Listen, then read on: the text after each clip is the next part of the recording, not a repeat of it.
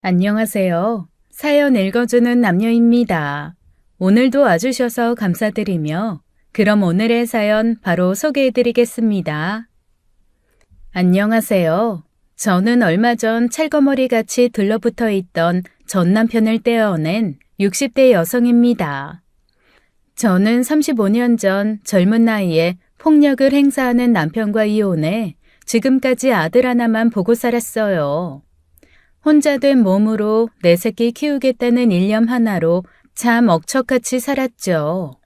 이혼 후에도 잊을만 하면 나타나는 전 남편 때문에 하루하루가 지옥이었어요. 좀 살만하다 싶으면 어디선가 불쑥불쑥 나타나곤 했으니까요. 이러다 죽기 직전까지 전 남편의 그늘에서 살아야 하나 그런 불안이 있었는데 이번에 완전히 전 남편을 떼어냈습니다. 어찌나 홀가분하고 후련한지요. 남편과는 당시 일했던 회사의 거래처 직원으로 만났습니다. 남편은 인물도 집안도 그저 그런 평범한 남자였지만 참 재미있는 남자였어요. 비록 술, 담배를 다 하면서 가끔은 허세 그득한 말로 상처를 줄 때도 있었지만 남자란 다 그런 줄 알았어요. 술을 마시면 조금 거칠어진다는 것이 고민이라면 고민이었는데 그땐 다들 그게 괜찮다고 했습니다. 남자는 여자하기 나름이라며 주사가 심하면 적당히 마시게 하면 된다고들 했죠. 제가 아주 어렸을 때 소달구지에 깔려 발목이 부러진 적이 있어요. 그래서 그 뒤로 다리를 좀 저는데 그래서 어머니 아버지는 항상 제가 시집이나 갈까 전전긍긍했죠. 그런데도 그 사람은 제 불편한 다리를 보고도 괜찮다고 감싸주었고 그게 저도 제 부모님도 참 고마웠죠. 당시 결혼 정년기기도 했고 남편이 꽤 괜찮은 사람이라고 생각했기에 저희 만난 지 1년 만에 결혼하게 되었습니다. 근데 그 술주정이라는 것이 생각보다 좀 심각했어요. 술을 진탕 마시고 집에 들어오는 날에는 어떻게 집까지 왔는지 신기할 정도였어요.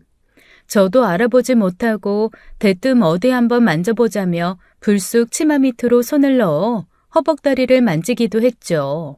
질겁을 하며 도망치니 어딜 도망치냐고 비틀거리며 쫓아와 방문을 잠가놓고 바들바들 떨기도 했고요.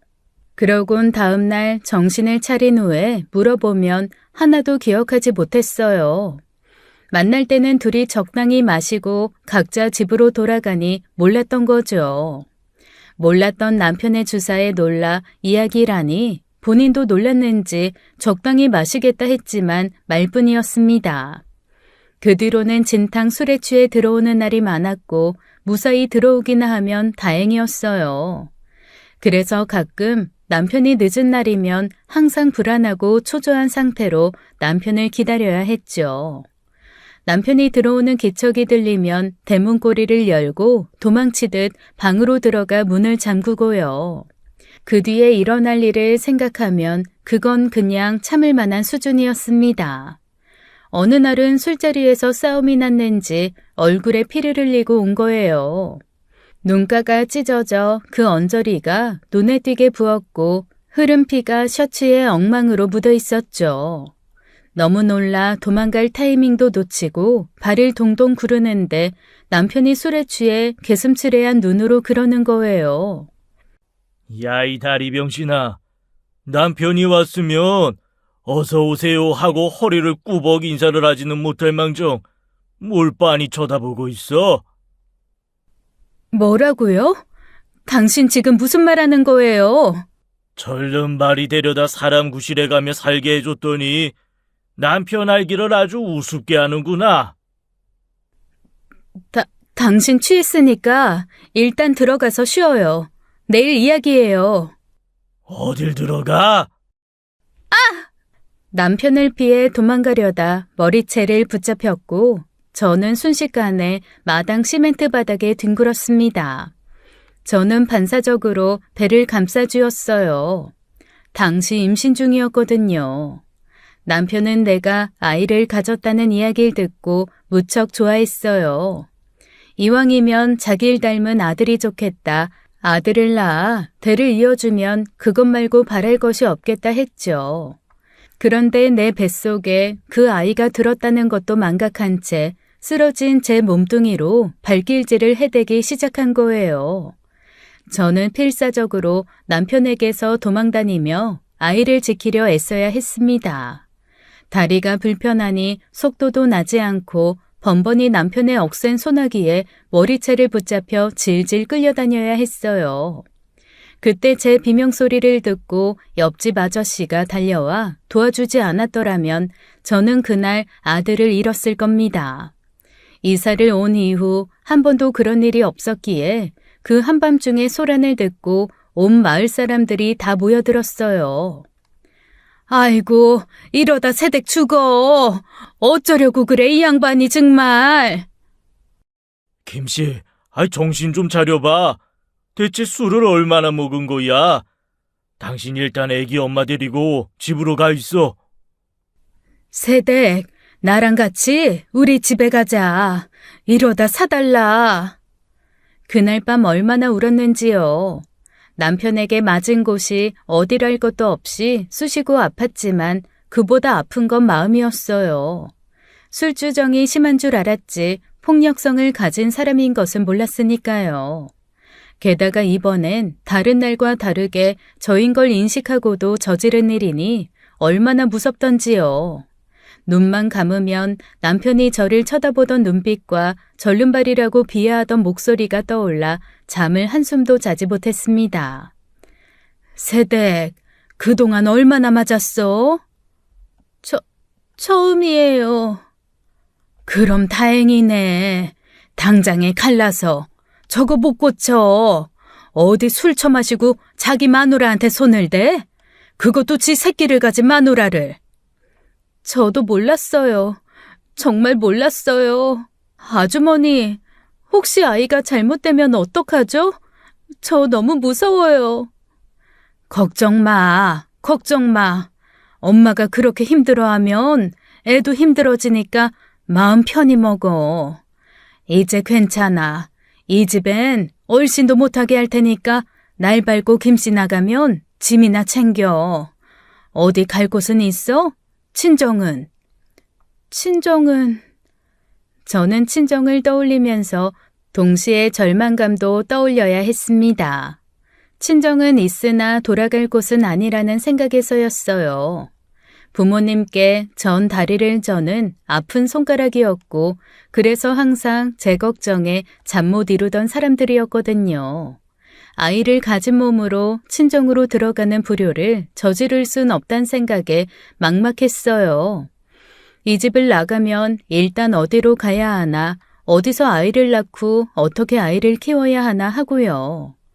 그러는 사이 날이 밝았고 남편이 제정신이 돌아왔는지 어느새 저를 찾아 옆집으로 왔어요.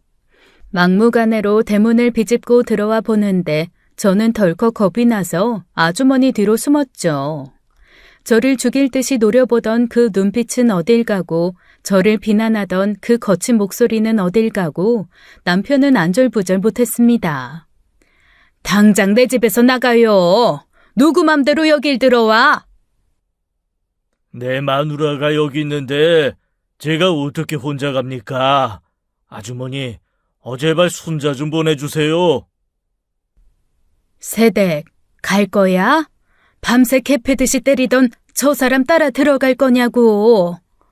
저보다 더 화가 난 옆집 아줌마 뒤에 숨어 고개를 내젓자 남편은 큰 충격을 받은 듯 했습니다. 저는 정말로 돌아가고 싶지 않았어요. 남편이 술을 마실 때마다 이젠 방으로 도망가는 걸로는 끝나지 않을 것 같았거든요. 안 갈래요. 당신 따라 못 가요. 무서워서 못 가겠어요. 미안해. 실수야 정말 실수. 나도 내가 왜 그랬는지 모르겠어. 솔직히 기억도 안 나. 미안해. 일단 집으로 가자, 응? 여기 있는 건 이분들한테도 너무 민폐야. 얼씨구, 지금 김씨가 여기 있는 게 더 민폐야. 아니 세상에 어디서 배워먹은 버릇이길래 때릴 사람이 없어서 자기 마누라를 손을 대? 그것도 자기 애를 가진 사람한테. 우리 아니었음 이미 애 떨어지고도 남았다고. 죄송합니다. 정말 죄송합니다. 어제 좀 안 좋은 일이 있어서 저도 모르게 그만. 근데 정말 진심이 아니었어요. 여보, 알잖아. 내가 당신한테 손댄 적 있어? 실수야. 정말 돌이킬 수 없는 실수인 거 아는데 제발 한 번만 기회를 줘. 어? 지금은 돌아가고 싶지 않으니까 그냥 가요. 제발. 간신히 남편을 돌려보내고 저는 염치도 없게 그 집에서 며칠을 더 머물러야 했습니다. 다행히 그때 그 옆집 부부는 저를 객지에 시집보낸 친딸처럼 생각하며 진심으로 생각해 주었어요. 절 지키지 못하면 당신 딸도 이런 상황에서 누구에게도 도움받지 못할까봐 외면하기 힘들다면서요. 그러면서 절대로 남편의 폭력을 묵과해서는 안 된다고 했어요. 지금은 처음이니 실수라고 하지만 분명 2번, 3번이 있을 거라고 했죠. 한 번은 실수지만 2번, 3번이 되면 습관인데 그때가 되면 오히려 벗어나기 어려울 거라고요. 그 말을 들으니 덜컥 겁이 났습니다. 주변에 건너 맞고 산다던 사람들의 얼굴이 여러 떠올랐어요. 도망칠 기회가 있었으나 그러지 못하고 그 폭력의 굴레에서 빠져나오지 못해 불행 속에 사는 사람들이요. 저도 그때 도망치지 않으면 그 사람들처럼 살겠구나 싶으니 안 되겠더라고요. 게다가 전 애를 가진 엄마였으니까요. 저런 사람 밑에 있다간 뱃속에 있는 아이를 지키지 못할지도 모른다는 불안감에 용기가 나더군요. 결국 저는 남편에게 이혼 선언을 했습니다. 뭐? 이혼? 말도 안 되는 소리 하지 마. 이혼은 무슨 이혼이야? 한 번 때린 사람이 2번, 3번은 못할까? 당신 무서워서 못 살겠으니 이혼해줘요. 실수라잖아, 실수. 사람이 살면서 실수도 못해? 당신은 뭐 실수 안 하고 살아? 부부가 됐으면 실수 한 번쯤은 눈 감아줄 법도 하잖아.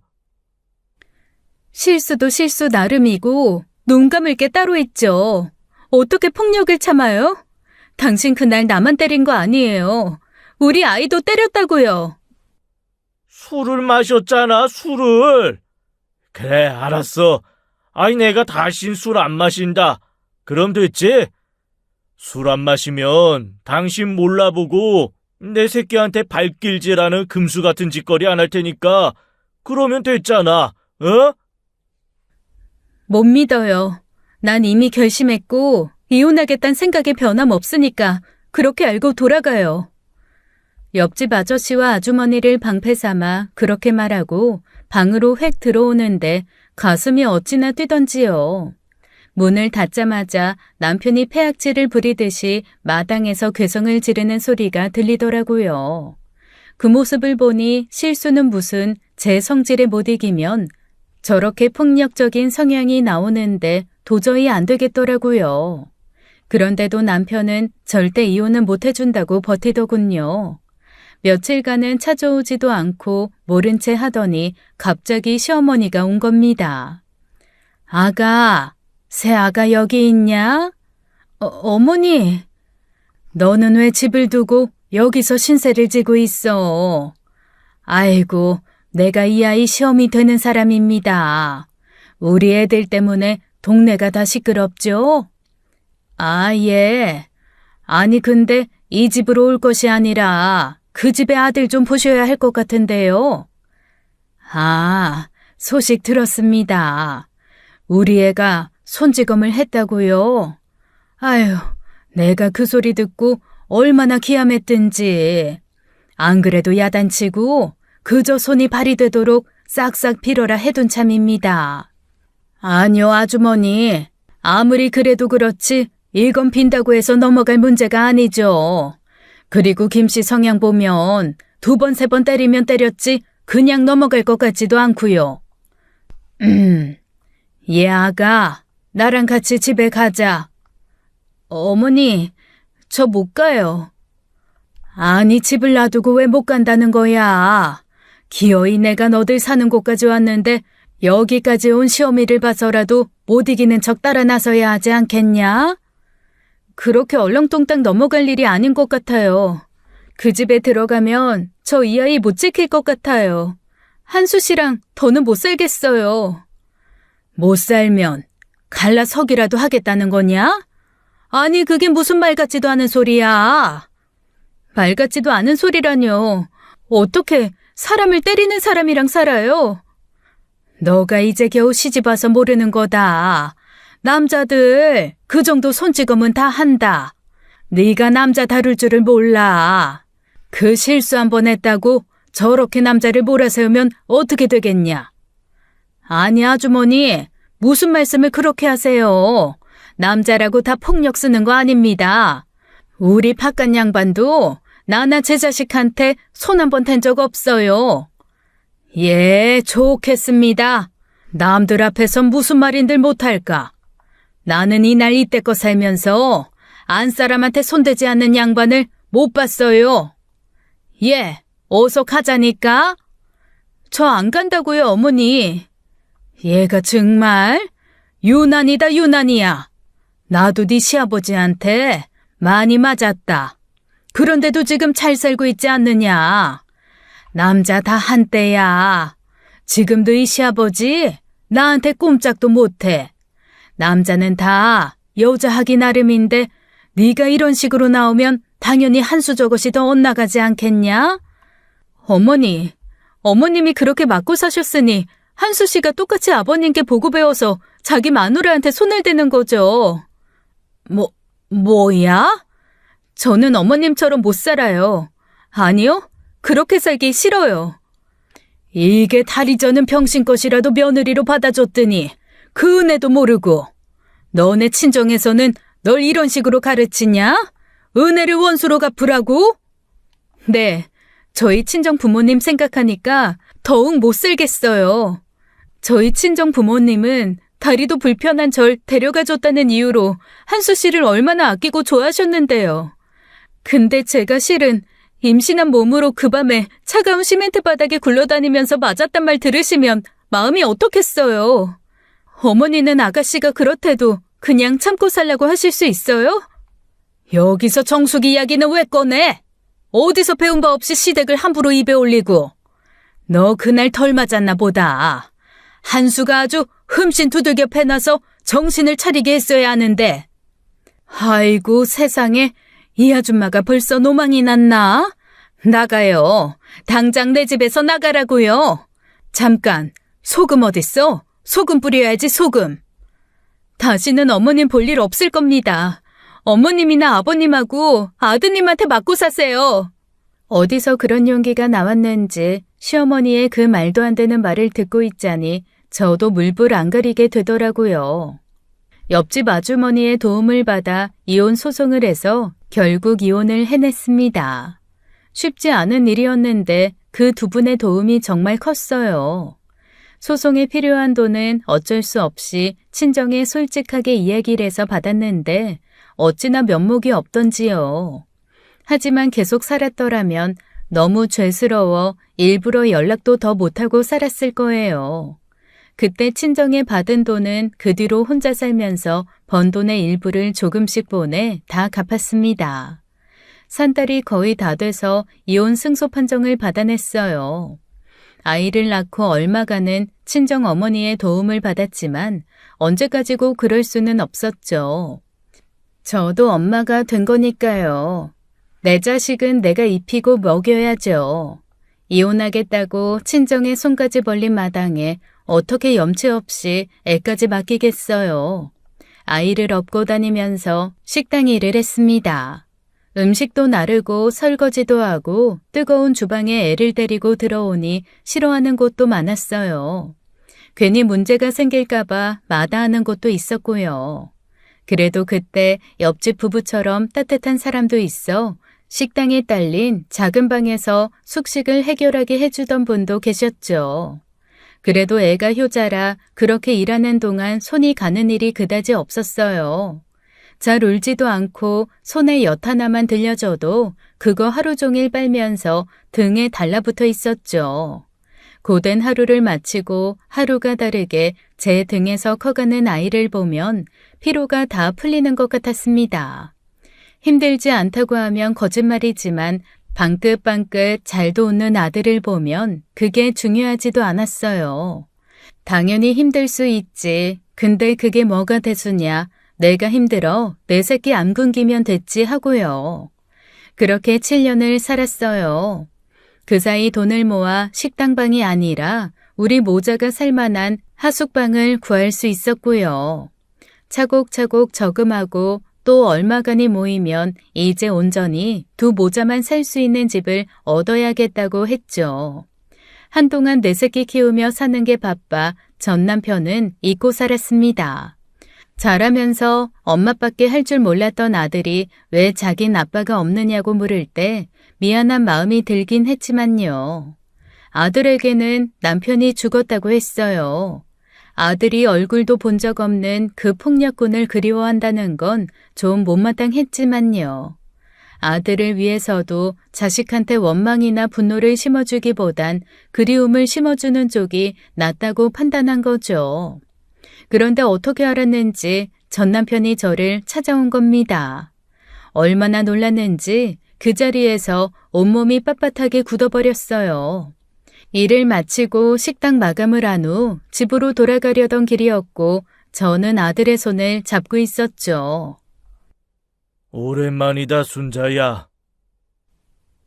당신이 어떻게... 그 애야, 내 아들이. 아니에요. 어떻게 당신 아들이에요? 내 아들이지. 내 핏줄을 이었으니 내 아들이지. 이름 뭘로 지었냐? 알 필요 없으니까 비켜요. 오랜만에 만났는데, 아니 내가 아직도 그렇게 원망스럽냐? 나 많이 반성했다. 그 뒤로 술도 끊고 너랑 우리 아들이랑 다시 살겠다고 돈도 많이 모았다. 당신 없어도 우리 둘이서도 잘 사니까 그런 걱정일랑 하지 말고 얼른 하루빨리 새 출발이나 해서 각자 잘 살아요. 새 출발? 야, 나 새 출발할 생각 없다. 너는 재혼할 생각이야? 행여나 내 아들 데리고 재혼할 생각 하지 마라. 내 아들이 다른 새끼한테 아빠 소리 하는 거 듣기 싫으니. 아빠야? 아니야. 그래, 아들. 아빠다.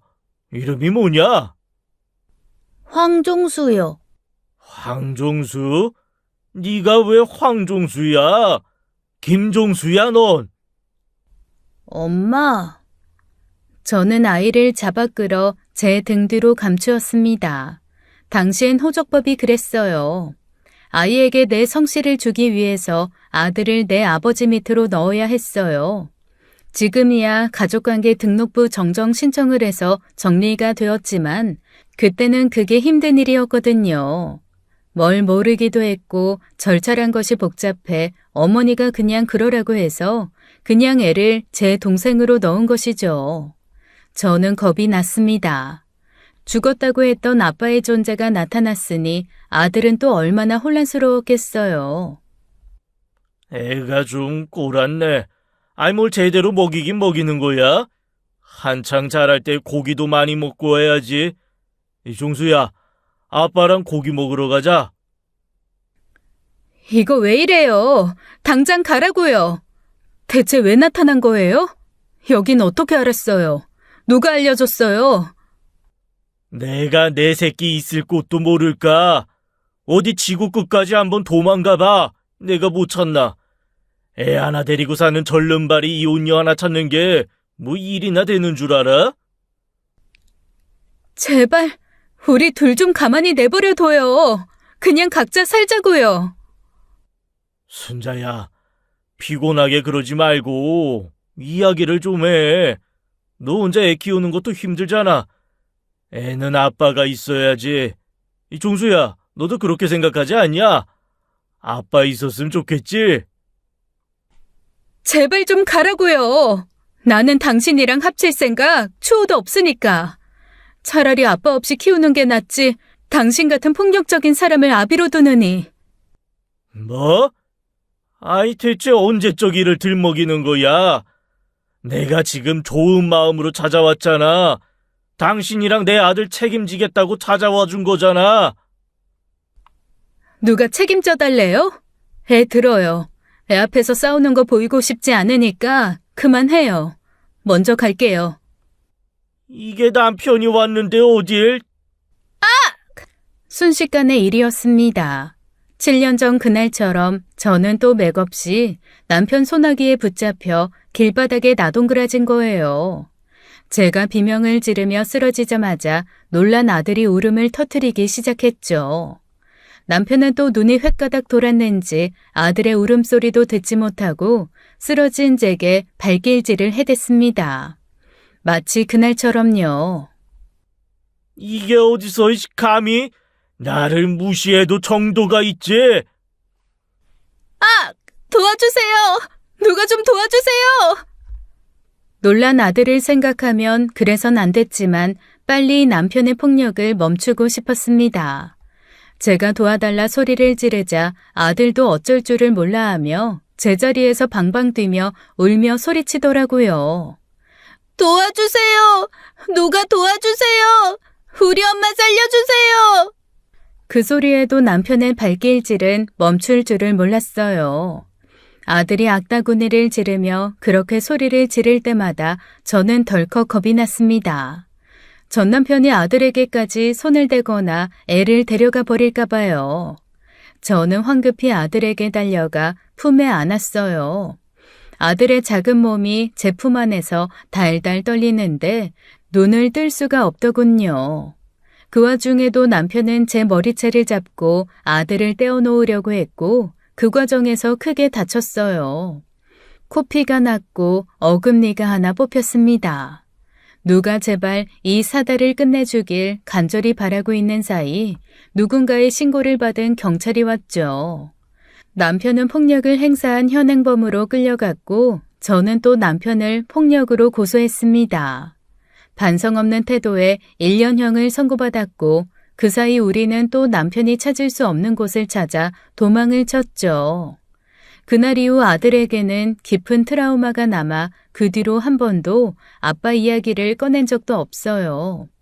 아들에게 그런 감정을 준 게 너무나 미안해서 전 남편이 무척 원망스러웠습니다. 그 전까지만 해도 종종 하늘나라에 있는 아빠에 대한 이야기를 하며 기도도 하던 애였으니까요. 남편이 다시 우리를 찾아낼까봐 두려워 아예 연고가 없는 곳까지 왔어요.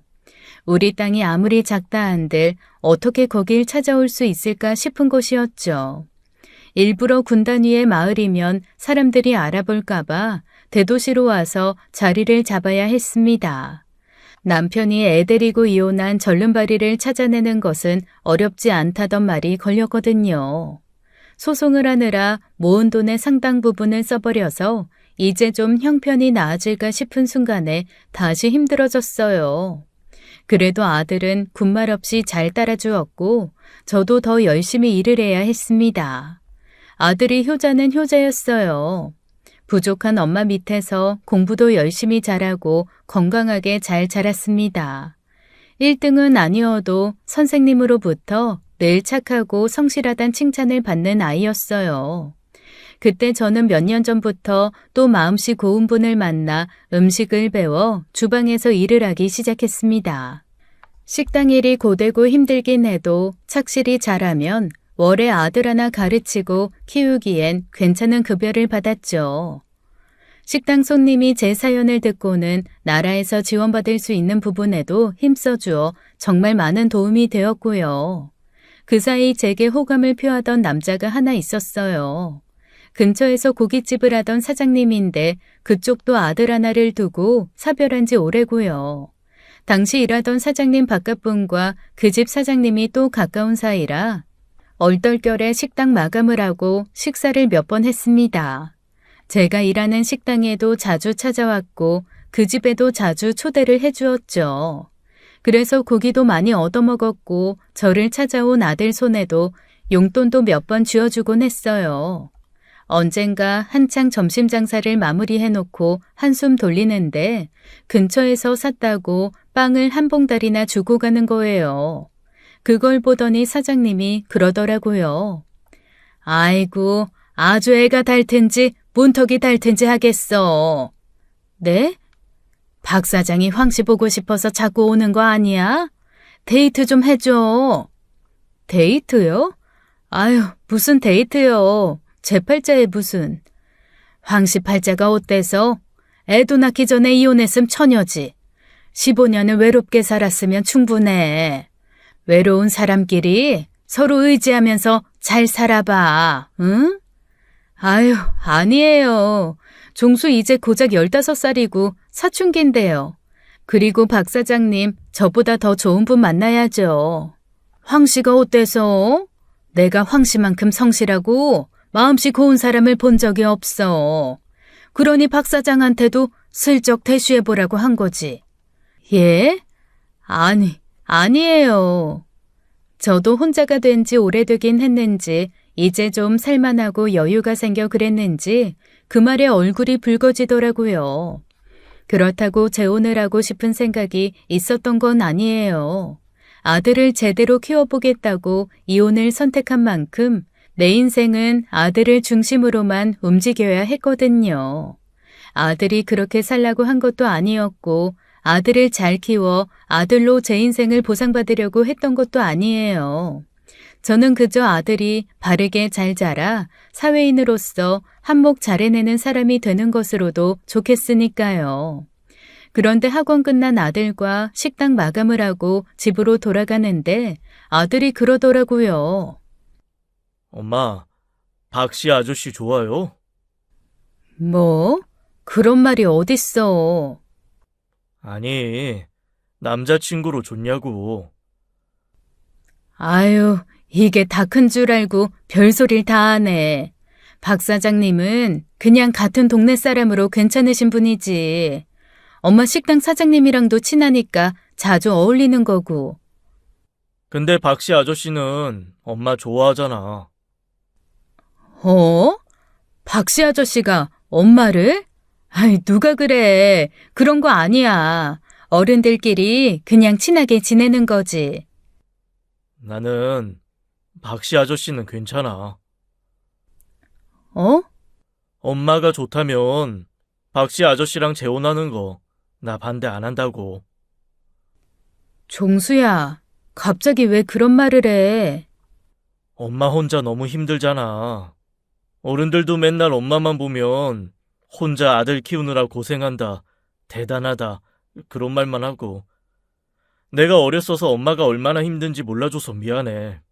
근데 아저씨랑 결혼하면 엄마가 더 편해지는 거지? 아니야. 엄마 안 힘들어. 이 정도도 안 힘든 사람이 어딨어?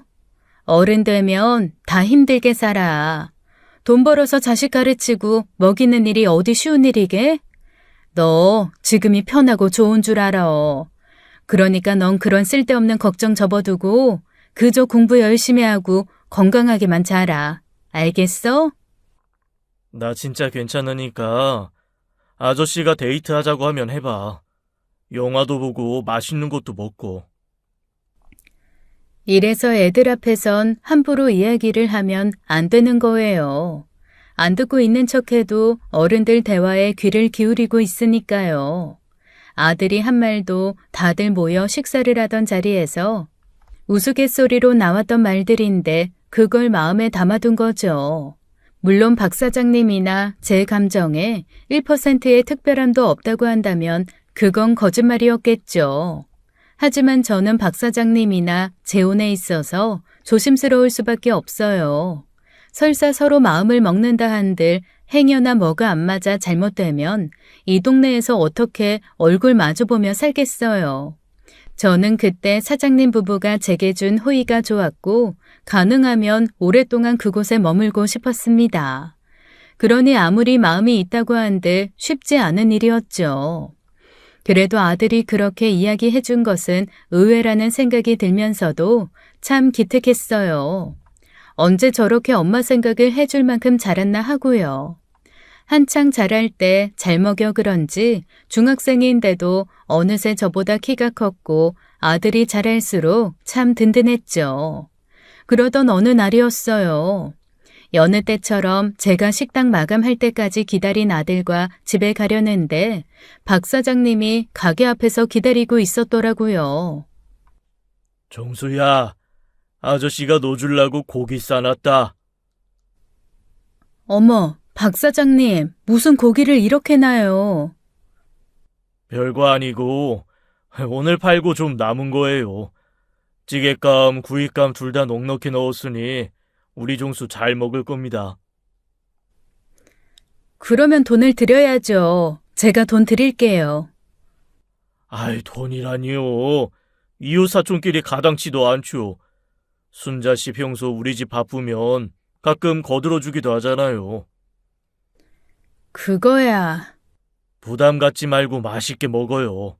종수야, 고기 먹고 싶으면 아저씨한테 말해. 엄마한테 말하지 말고 친구랑 아저씨 가게로 와서 고기도 먹고 그래. 아유, 아니에요. 종수야, 너 행여나 그러면 안 돼? 아유, 내가 그러라고 하고 싶어서 그러는 건데요. 아니면 우리 종현이랑 같이 먹어도 되고요. 우리 종현이 알지? 너랑 같은 학교라던데. 어떻게 또 이름이 종수, 종현이 그러네요. 알아요, 종현이 3반. 그래, 친하게 지내. 종현이는 너처럼 배짱이 없어 걱정이다. 그래도 종현이는 공부 잘한다고 들었는데요. 수학 전교 2등이라고요. 어머, 종현이가 수학을 그렇게 잘해? 그래서 수학 선생님이 종현이 엄청 좋아해. 그렇구나. 그럼 너도 종현이한테 좀 알려달라 그러면 되겠다. 우리 정수가 다른 건 몰라도 수학을 그렇게 어려워해서요. 그래, 아저씨 집에 와서 서로 모르는 것도 알려주고 그러면 되겠다. 그렇게 집으로 가는 내내 아들은 말이 없었어요. 박 사장님이 아들이 수학 잘한다는 소리에 주책 없이 너무 장단을 맞췄나 싶어 괜히 아들 눈치가 보이더라고요.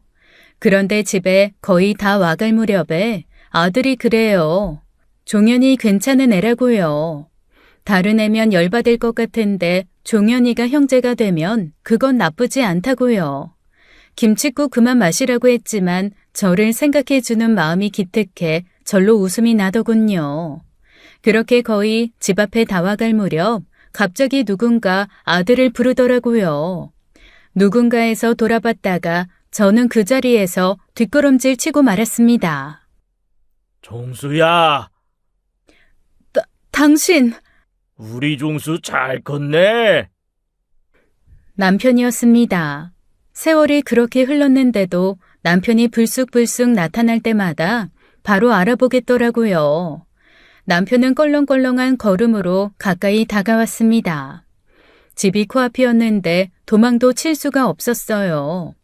집을 알려주면 행여나 매일같이 그 집을 찾아올까 싶어서요. 나중에 안 사실이지만 남편이 친정을 찾아간 모양이에요. 친정 부모님은 연을 끊고 산다고 딱 잘라 말하고 쫓아냈대요.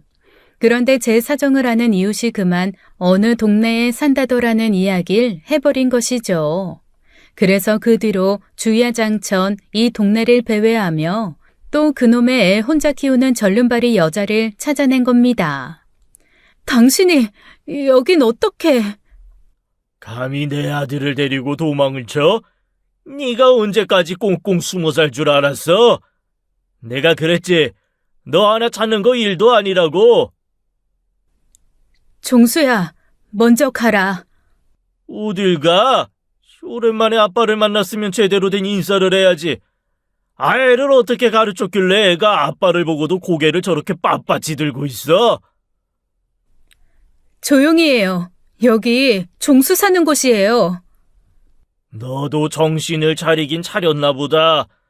주변 시선 생각하는 거 보면 친남편 가정폭력범이라고 동네방네 소문을 내고 옆집에서 신세를 지던 때는 잊었냐?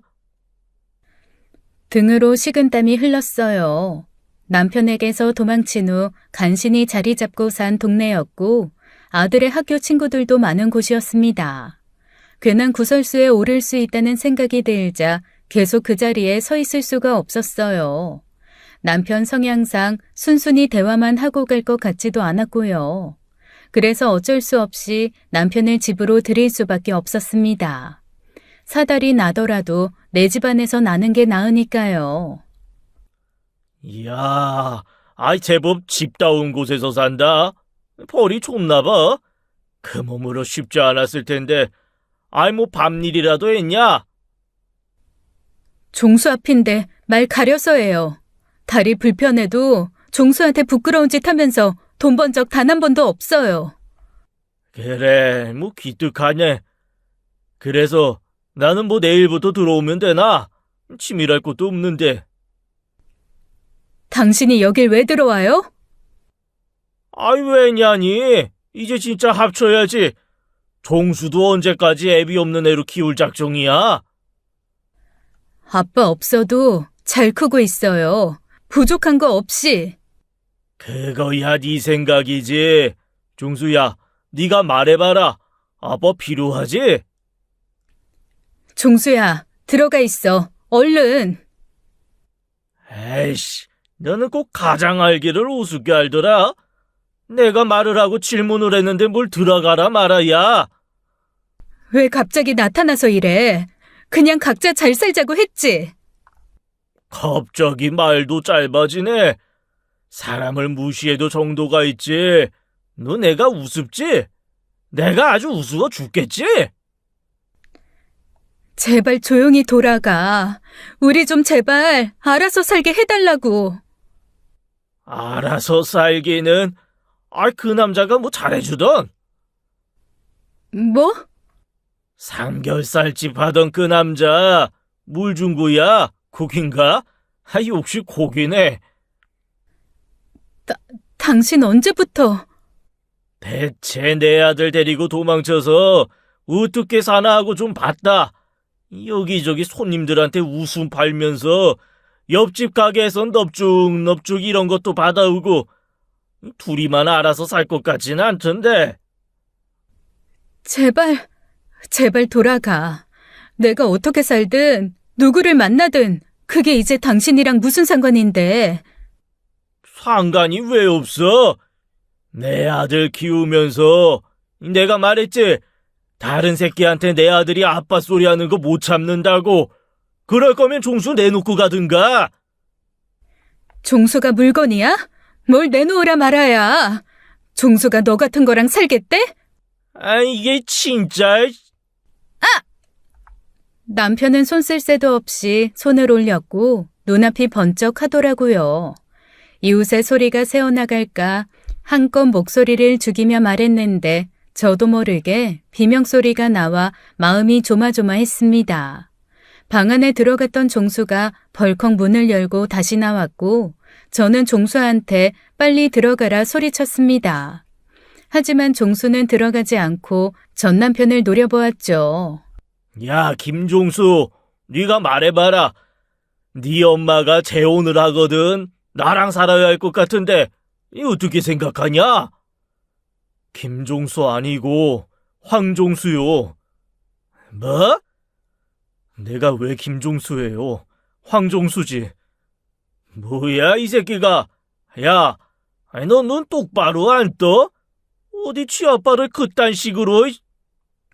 그리고 기어이 제가 그토록 우려했던 일이 벌어지고 만 겁니다. 아들에게도 손을 올렸고 아들은 방어하려고 했지만 남편의 힘에 밀려 문 뒤로 방 안으로 계속 밀려났어요. 침대로 널브러졌고 남편은 날 잡았다는 듯이 소매를 걷어올리고 쓰러진 아들 뺨을 몇 번이나 후려치고요. 애미나 자식 새끼나 가장 알기를 개똥으로 알고 말이야. 울면서 남편 팔에 붙들렸다 내쳐지기를 여러 번인데 제 눈앞에서 아들이 맞는 꼴을 보니 저도 이성을 잃었습니다. 당장에 부엌에 들어가 프라이팬을 들고 와 남편 뒤에서 세차게 후려쳤어요. 한 차례 머리를 맞고 나가 떨어지는 걸 보고 정신없이 등짝이고 어디고 할 것 없이 후려쳤습니다. 네가 뭔데? 네가 감히 뭔데 내 아들을 때려? 네가 뭔데? 이 인간 말종 같은 자식! 차라리 죽어버리지 왜 나타나서 지랄이야? 무슨 정신이었는지는 모르겠습니다. 그 길로 후라이팬도 집어 던져버리고 다시 부엌으로 들어가 날부치를 꺼내들었어요. 겁만 주려던 게 아니라 차라리 정말 죽여버려야겠다는 생각이 들었을지도 모르겠습니다. 남편은 정말 말 그대로 생각지도 못하게 한 대 얻어맞은 표정으로 저를 쳐다보고 들어 누웠더라고요. 그냥 죽자. 내가 너 죽여버리고 나도 죽어야겠어. 그래야 내 아들이 살지. 그래야 너 같은 거 없이 내 아들이 편히 살지. 야, 아이 그거 내려놔. 장난해? 빨리 안 내려놔? 죽어. 그냥 죽어. 종수야, 빨리 신고해라. 엄마가 아빠 죽였다고 미리 신고해. 저 더러운 종자 시신이라도 내 집에 1초라도 더 있는 거 싫으니 빨리 치워달라고 신고해. 진짜 이게 돌았나? 야, 아이 간다고. 나 간다고. 다시 한 번만 더 내 눈앞에 나타나봐. 종수 앞에 나타나기만 해봐. 그냥 다 죽여버릴 거야. 너도 죽고 나도 죽는 거야. 알았어? 정신을 차리고 보니 남편은 없었습니다. 거친 숨을 몰아쉬고 있을 때 아들이 다가와 덜덜 떨리는 손으로 제 손에 든 날부치를 빼서 싱크대 안으로 던졌죠. 그러고 나니 눈물이 왈칵 터져 나오더라고요. 아들이 저를 안아주었고 제 몸도 아들도 누구랄 것도 없이 바들바들 떨리고 있었습니다. 그 뒤로 남편이 다시 찾는 일은 없었어요. 어쩔 수 없이 급하게 이사는 했고 일도 옮겨야 했죠. 사정을 이야기하니 다들 안타까워하시며 도와주시겠다고 했지만 그러다간 그분들에게도 피해가 갈 것 같았어요. 박 사장님과도 그저 죄송하다 한마디 남기고 떠날 수밖에 없었고요. 그 일이 있던 밤 바로 경찰서를 찾아가 사건 신고를 했습니다. 사장님의 도움을 받아 응급실에 가서 진단서도 떼어놓았고요. 알고 보니 남편은 제가 신고했던 것 말고도 그 이후에 폭력 전과가 몇 번이나 쌓여 있더라고요. 제가 아무리 미친 짓을 했다지만 생각보다 쉽게 물러갔다는 생각을 했었거든요. 그런데 알고 보니 이번에도 잡혀 들어가면 나오는 게 쉽지 않았기 때문이었던 거죠. 신고가 들어간 건 아는 건지 이사간 집까지 모습을 드러내 보이지 않았고요. 그 뒤로도 몇 년을 또 언제 전 남편이 나타날까 싶어 불안에 떨어야 했지만 다행히 그 뒤로 한참 보이지 않았습니다. 네, 맞습니다. 한참 보이지 않았던 것이지 다시 우리 모두 앞에 나타난 거예요. 아들 결혼을 앞두고 있었던 터라 뭘 알고 찾아왔나 싶어 얼마나 조마조마하던지요. 그땐 어디 사는지 알고 찾아온 게 아니라 전화번호를 알고 연락을 했더라고요. 죽어도 안 만나겠다는 제 말에 그렇다면 아들을 찾아가서 하소연하겠다고 하더라고요. 그래서 속으로 결혼 앞둔 아들 찾아가 봐야 문제만 생길 것 같아서 제 선에서 처리하겠다고 마음먹었죠. 일부러 사람이 많은 카페에서 약속을 잡아 만났어요. 잘 지냈어? 보면 몰라? 잘 먹고 잘 살고 있어. 나는 안 물어봐. 궁금하지도 않네. 왜 보자고 했어? 내가 그렇게 미운가? 그런 말 하긴 시간 아까우니까 본론만 말해. 내가 미안하네. 반성 많이 했고 마누라도 자식도 없이 떠돌이처럼 살다 보니 가족이 그립다. 많은 거 안 바래. 그냥 한 번씩 종수 얼굴만 보고 살게 해줘. 가끔 만나 밥 먹고 전화도 하고. 아니, 난 그러고 싶지 않아. 그리고 종수도 원하지 않고. 당신이 종수한테 무슨 짓 했는지 기억 안 나? 종수, 당신 원망하면 원망했지. 그리워하진 않아. 그러니 기회를 줘. 왜 이렇게 당신은 나한테 기회가 박해? 그날도 내가 마당까지 나와 무릎 꿇고 빌었잖아. 다시 그러지 않겠다고. 그때 내가 잘 선택했지. 그 뒤로 당신 우리 만날 때마다 번번이 주먹질이었지. 당신이 진짜 그게 스스로도 용납 못할 실수였던 거라면 2번, 3번 주먹질하는 일은 없었겠지. 돌아가. 그리고 다신 나타나지 마. 당신한테 줄 기회 같은 건 없으니까. 그렇게 매몰차게 말하곤 뒤도 돌아보지 않고 나왔습니다. 참 끈질기고 어떤 면에선 대단해요. 대체 이 넓은 대한민국 땅에서 무슨 수로 저희 모자를 찾아내는 건가 싶어서요. 아들은 문제없이 자라 대학에 입학했고 군대를 다녀와 대기업에 입사했습니다. 정말 기특해요. 아들이 대학 가던 날, 군대에 가던 날, 제대하던 날, 그리고 원하던 기업에 입사하던 날 모두 기억납니다. 그때마다 아들은 혼자 힘으로 키워주셔서 감사하다고 제게 꽃을 선물해 줬었어요. 살면서 누구한테 꽃 선물 받아본 적이 없는 제게 그 기억이 특별하게 남을 수밖에요. 그리고 같은 회사에서 만난 아이와 결혼했고 며느리를 똑 닮은 아들 하나도 얻었죠. 아들이 엇나가지 않도록 아들에게 부족함이 없도록 저도 정말 최선을 다했어요. 아들 결혼할 때 집해줄 만큼의 능력은 없었어도 손주 봐줄 체력과 시간은 넉넉히 만들어 두었죠. 아들과 며느리는 젊었을 때 더 많은 돈을 모으고 싶다고 애를 낳고도 맞벌이를 선택했고요. 자연히 가까운 곳에 살면서 제가 손주를 보는 시간도 많아졌습니다. 정신없이 사느라 아들은 어떻게 컸나 싶은데 손주 크는 모습은 가만히 앉아서 빠짐없이 보고 있어요. 그래서 가끔 그 시간이 너무 아쉽고 그러더라고요. 아들은 이맘때쯤 어떻게 자랐던가 일을 하면서도 내가 늘 끼고 키웠는데도 기억이 잘 안 났습니다. 그 생각 때문인지 손주에게도 참 많이 정이 가고요. 그렇게 손주 크는 모습을 보는 재미로 잘 살고 있는데 어느 날 믿을 수 없게도 또 전 남편이 나타난 겁니다. 추석이라고 집에 애들이 왔고 저는 아는 사람이 추석이라고 줄 게 있다고 해서 잠시 밖에 나온 상황이었어요. 아들은 며느리가 음식을 하다가 뭐가 없대서 마트에 나간 사이였고요. 기분 좋게 지인으로부터 손주 좋아하는 망고 한 상자를 들고 들어왔는데 거실에 그 사람이 앉아 있는 거예요. 보지 못하고 산 긴 세월 동안 늙기도 많이 늙었고 몰라볼 만큼 추레하기 짝이 없었지만 단번에 알아봤습니다. 소파에 앉아 며느리가 내어줬을 커피 마시며 능글맞게 웃는 그 모습이 지금도 잊히지 않아요.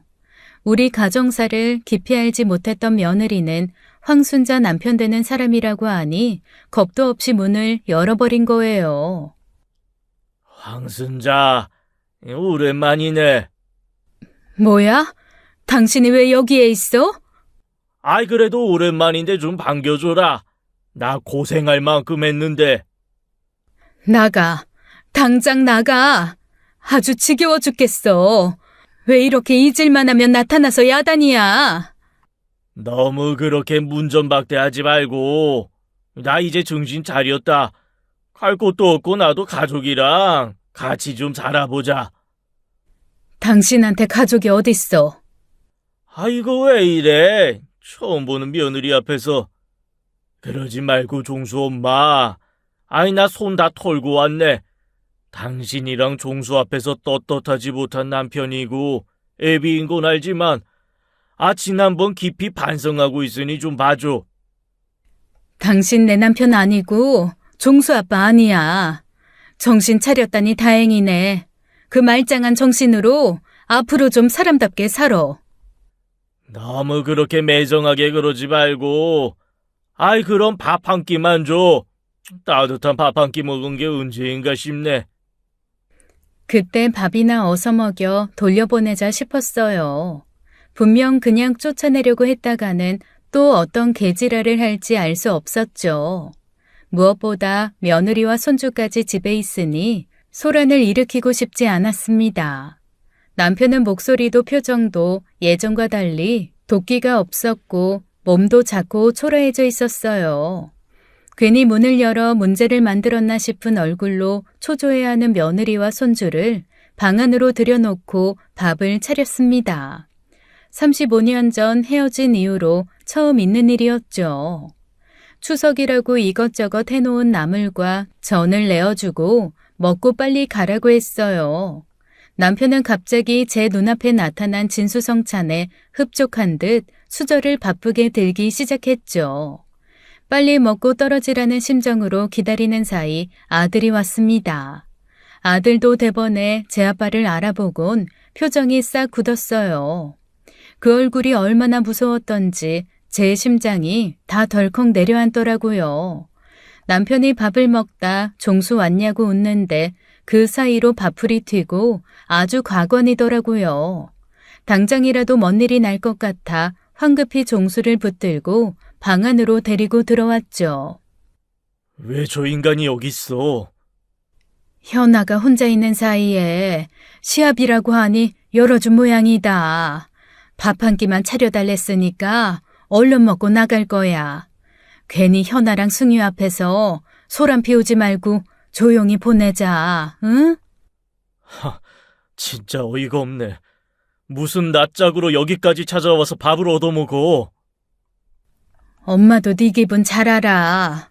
난 35년이 지났는데도 여전히 저 인간만 보면 치가 떨린다. 보기 싫으면 여기 있어라. 먹자마자 보낼 테니.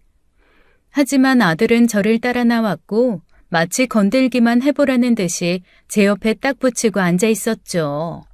남편은 정신없이 밥을 먹다가 갑자기 아들을 불렀습니다. 아이, 많이 컸네, 종수는. 다 드셨으면 그만 나가주시죠. 그러지 말고 이리 좀 와봐라. 나쁜 뜻으로 온 것도 아니고 지난 날이 후회되어 사과하고 싶어 왔으니 그래도 애비랑 술 한잔은 해야지.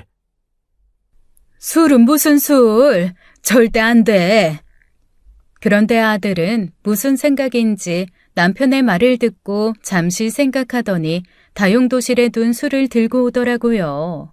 아들도 다 자랐고 몸집으로만 쳐도 남편이랑 비교도 안 되게 커요. 그래서 예전처럼 아들이 맞거나 당할 거라는 불안은 없었지만 며느리와 손자가 있다 보니 혹시나 했던 겁니다. 후에 아들에게 물었어요. 아빠에게 술이 독이라는 걸 알면서 왜 먹였냐고요. 그랬더니 그냥 빌미를 주고 싶었대요. 인간이면 다시 찾아오지 못할 일을 만들 빌미요. 아들이 주량이 세다 보니 그 자리에서 잘도 주거니 받거니 했는데 역시나 기분이 좋아졌는지 말이 좀 편해지더라고요. 그래도 네 애미를 잘 만나긴 했나 보다. 어떻게 이렇게 잘 자라서 자기 새끼까지 낳고. 이 아빠가 아주 뿌듯하다 뿌듯해. 다 자란 아들이랑 술 한잔을 하는 날도 다 오고 살아있길 잘했다. 적당히 드시고 이제 가세요. 밤 늦어지니. 늦어지면 자면 되지. 우리 다 가족 아니냐. 설마 우리 아들이 이 밤에 술에 취했는데 나를 내쫓겠어? 엄마 집에 당신 재울 생각 없으니 적당히 하고 가세요. 그 말에 빈정이 상했는지 남편이 잠시 아무 말도 없어요. 저는 텔레비전을 틀어놓고 보는 척 아무렇지 않은 척 있었지만 빨리 저 자리가 끝나길 기다렸죠. 그런데 갑자기 방에서 손주가 나와요. 며느리가 데리고 들어가 재웠는데 일어나자마자 화장실이 급했던 거죠. 남편은 그제야 잊고 있던 사람들이 생각났다는 듯한 표정으로 며느리와 아들을 보더라고요. 아이고, 우리 며느님 이쁘기도 이쁘네. 종수가 날 닮지는 않았나 봐. 보는 눈이 있어. 이렇게 멀쩡한 아가씨를 다 데려오고 옆에 앉아봐. 며느리 술 한 잔도 받아봐야지. 승유 데리고 얼른 들어가 있어. 승유 화장실만 좀 갔다가. 이리 와보라니까. 아버님. 아니, 이 양반이 어디서 추태야. 다 먹었으면 얼른 나가지 않고. 아니, 며느리 술 한 잔 받겠다는데 참 박하네. 됐어. 그럼 우리 손자 이름이 뭐예요? 정말 왜 이러냐는데도? 에이씨, 할아버지가 이름을 물었으면 사내 자식답게 씩씩하게 대답해야지. 이리 와봐. 이름이 뭐야? 황승유요. 황승유? 네가 무슨 황씨 자식이야? 너 김승유다, 김승유. 알았어? 아닌데, 나 황승유인데. 엄마, 나 황승유지. 그렇지. 이 자식이 할아버지가 그렇다면 그런 줄 알지? 너 이 새끼야, 네가 왜 황승유야? 김한수의 자식 김종수, 김종수의 자식 김승유지? 아닌데, 나 황승유예요. 6살 사랑반 황승유예요. 아니 이게 순식간의 일이었습니다. 남편이 손자의 머리를 후려친 거예요. 아직 작디 작은 손자가 남편의 소나귀 힘에 엉덩방아를 찍고 주저앉자마자 아들은 남편의 멱살을 잡아 올렸습니다. 이거 뭐야? 너 이 새끼 이거 안 나? 당신이 뭔데 내 자식한테 손을 대? 그리고 순식간에 남편은 아들의 주먹을 맞고 저만치 나가 떨어져 버렸죠. 제가 그 옛날 차가운 시멘트 바닥으로 길바닥으로 나뒹굴었던 그때처럼요. 순식간에 저와 며느리의 비명소리, 손주의 울음소리로 아수라장이 됐고 며느리와 손주를 방으로 집어넣었어요.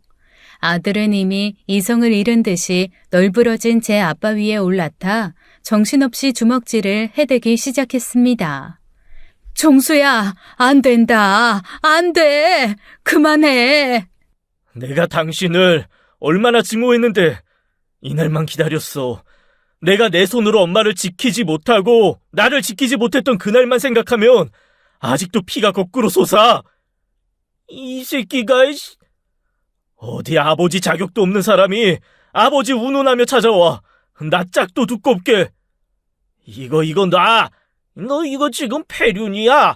어떻게 자식이 아버지한테 주먹질이냐? 인간 같지도 않은 말종한테 주먹질 좀 하기로써니 뭔 문제가 되는데? 당신은 내가 태어나기 전부터 주먹질하는 거밖에 보여준 거 없는 주제에 내가 내 아비한테 주먹질 말고 배운 게 없다는데 당신이 할 말 있어? 이거도 놓으라고. 다시 한번 우리 가족 눈에 띄워봐. 그땐 진짜 죽여버릴 테니까. 너 이 자식이 당장 우리 가족 눈앞에서 사라져. 그리고 외롭게 죽어. 아무도 없는 곳에서 누구의 배웅도 받지 못한 채 쓸쓸하게 그렇게 죽어. 그 인간이나 어떻게 되거나 말거나 행여나 종수가 이성을 잃고 큰 사고를 치면 어쩌나 그 걱정뿐이었어요. 무슨 일이 나면 그땐 내가 한 짓이다 해야지 그런 마음마저 먹고 초조하게 종수를 붙잡았죠. 목을 졸라 죽여버릴 것처럼 굴던 종수가 몸에 힘을 풀고 일어났고 남편은 술이 다 깬 얼굴로 아들을 바라보더라고요. 그러고 보니 아들이 중학생이던 시절 남편이 다녀간 이후 아들이 태권도를 배우고 싶다고 했어요. 그 이후로 태권도를 배우고 반찬 투정도 없이 잘 먹더니 고등학교 때부터 키도 체격도 많이 컸죠. 지금도 취미로 헬스장을 다닐 만큼 운동도 많이 하고요. 아마 그날 그 작은 아들은 자신이 가족을 지키지 못했다는 무력감에 크게 절망했던 것 같습니다. 그 생각을 하니 어렸던 아들에게 미안한 마음뿐인데 도망치듯 집을 나가버리는 그 사람을 보며 아들이 그러더군요. 미안해, 엄마. 종수 네가 왜 미안해? 뭐가 미안해? 내가 더 빨리 지켜줬어야 하는데 항상 아빠가 찾아올지도 모른다는 불안감에 시달리며 살았잖아. 이제 그런 불안감에 시달리게 하지 않을 테니까 나만 믿어. 그 후로 남편이 찾아오는 일은 없었습니다. 며느리는 행여 그 사람이 종수를 폭행죄로 신고라도 하면 어쩌나 불안해했지만 그건 모르는 소리예요. 그 사람 자존심에 아들한테 맞아 죽을 뻔했다는 소리를 어디 가서 하겠습니까? 아마 다른 건 몰라도 그 사실만큼은 무덤까지 가져갈 거예요. 언제고 다 죽을 때나 돼서 또 나를 찾아올지도 모르겠지만요. 더 이상 불안해하거나 두렵지 않아요. 이제 제 힘으로 가족을 지키겠다 하는 아들이 있고 저 또한 그 아들을 지키기 위해 못할 짓이 없으니까요. 살면서 제 이야기를 듣고 그래도 좀 참아보지 하던 사람들도 있었어요. 진짜 실수였을지도 모르고 기회를 받으면 더 잘하지 않겠냐고 너무 박하게 굴지 말라면서요. 그런데요, 폭력은 절대 실수가 될 수 없습니다. 한평생 폭력이라는 것을 해보지 않은 사람이라면 알 거예요. 어떻게 내가 화가 난다고 해서 사람에게 위력으로 고통을 가하는 일을 할 수 있는지 말이에요. 사람이 아니라 작은 강아지도 내 발로 밟는다고 생각하면 몸서리가 쳐지고 소름이 돋는 일이죠. 그러니 지금까지 제 이야기를 듣는 분들께서도 반드시 길을 잃지 마시고 용기를 가지셨으면 좋겠습니다. 판단력을 잃지 않고 옳은 길로 갈 수 있는 용기요. 그래야 자신을 지키고 내 자식을 지킬 수 있으니까요. 지금까지 사연 읽어주는 남녀였습니다. 끝까지 시청해주신 여러분 감사드리며 저희는 다음 사연으로 돌아올게요. 감사합니다.